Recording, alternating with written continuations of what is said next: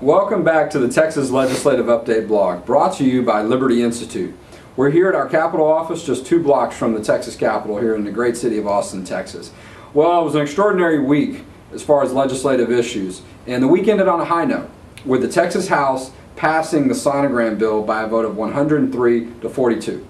Now, the Liberals delayed and brought points of orders and tried to bring silly amendments, but we're glad that pro-life legislators stood firm and we got across the victory line. That issue's not done. There's a couple more steps we got to go through, but this was an important and significant step. Also, the Choose Life license plate bill was passed out of a Senate committee and also had a hearing in the House.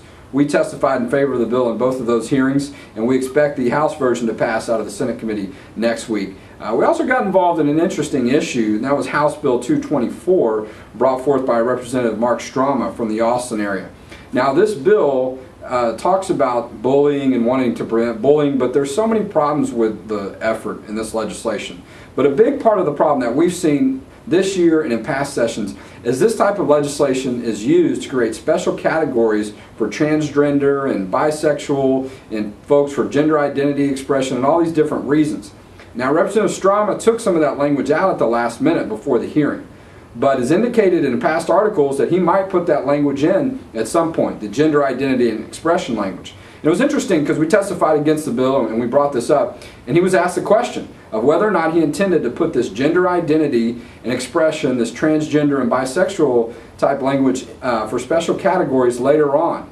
And he said he did not intend to do that right now. And those 2 words, right now, are very key. We'll be keeping our eye on this bill. The other things that are problems with this bill is really the attack on parental rights. And I've just got to read this to you. The bill says that a principal can inform a student that they're being bullied at school, that they have a right to not notify their parents. In other words, the school can help the student keep this information from parents. Really keep information that's critical. You know, if there's something going on with your child at school, a parent's going to want to know. And so I could not believe that this section's in here that says that a student has the right to not inform their parents about this issue and that the administrator's going to help. As a matter of fact, the bill says that the decision not to notify the parent is at the sole discretion of the superintendent.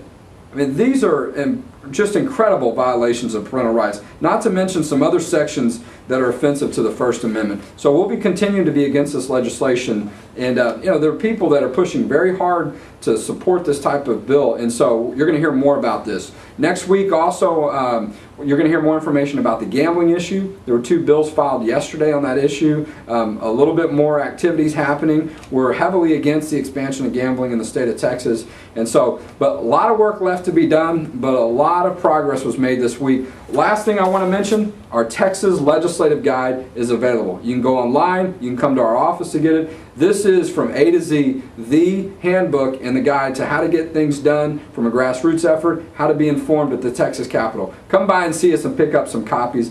And check in next week for another update from Texas Legislative Update blog.